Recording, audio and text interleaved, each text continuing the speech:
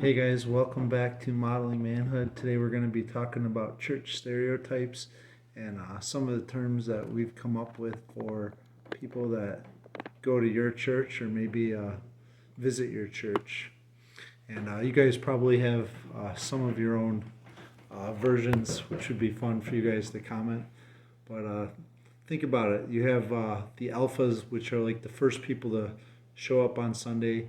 Maybe it's like a deacon and a pastor, or maybe the person that's getting the coffee ready every week, or the parking lot attendant, just to make sure that everything's like tip top shape.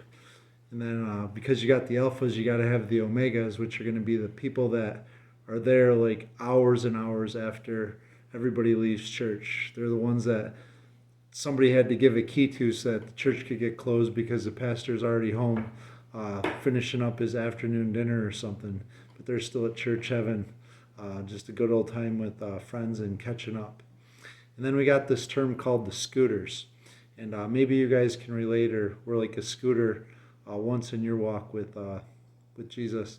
Maybe you were a skeptic and you're like, I'm just not so sure about what this church thing is all about. And you would wait for like the music to get over and you'd come late to like the service.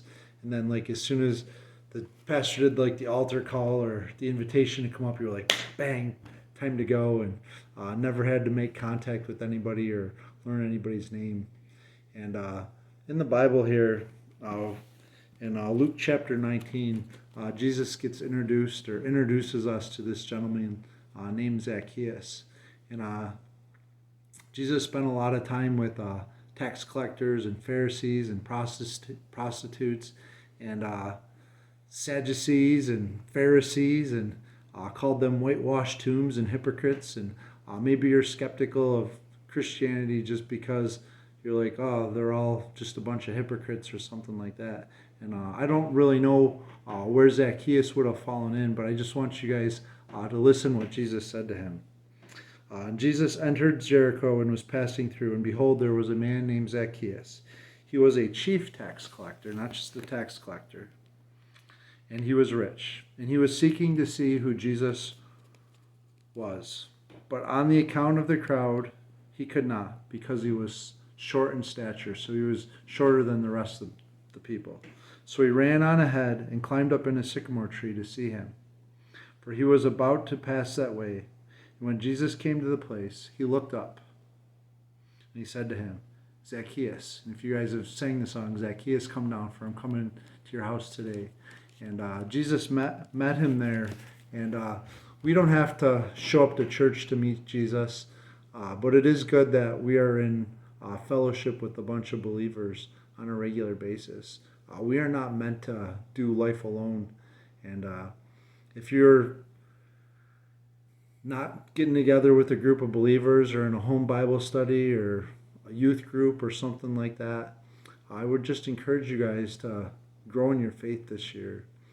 As we're getting into the summer months, church attendance typically goes down, but wouldn't it be cool to see more people coming to church during the summertime when their kids are off from school and just making that an important part of their family tradition and just setting those pillars for their young kids to grow in their faith. And just want you guys to kind of think about that. So I don't want you guys to be a scooter, somebody that is just like trying to do the bare minimum. It was kind of interesting.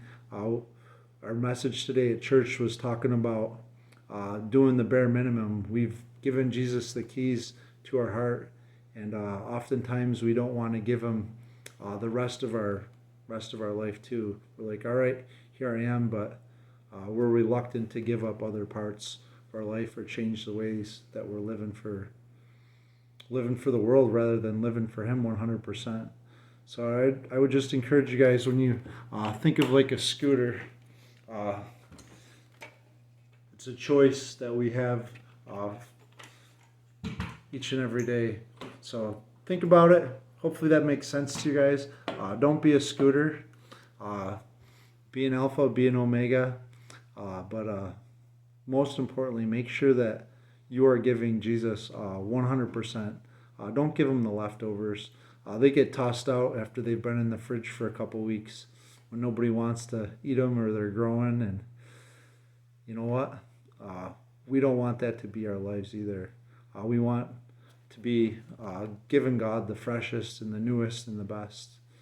And so thank you guys. Curious to see what you guys have for different church stereotypes. So there's 3 for you guys to get the ball rolling and be thinking about. Get into your Bible. Find a Bible-believing church. Get involved. Remember to mirror your Maker and journey with Jesus. Thanks for joining us.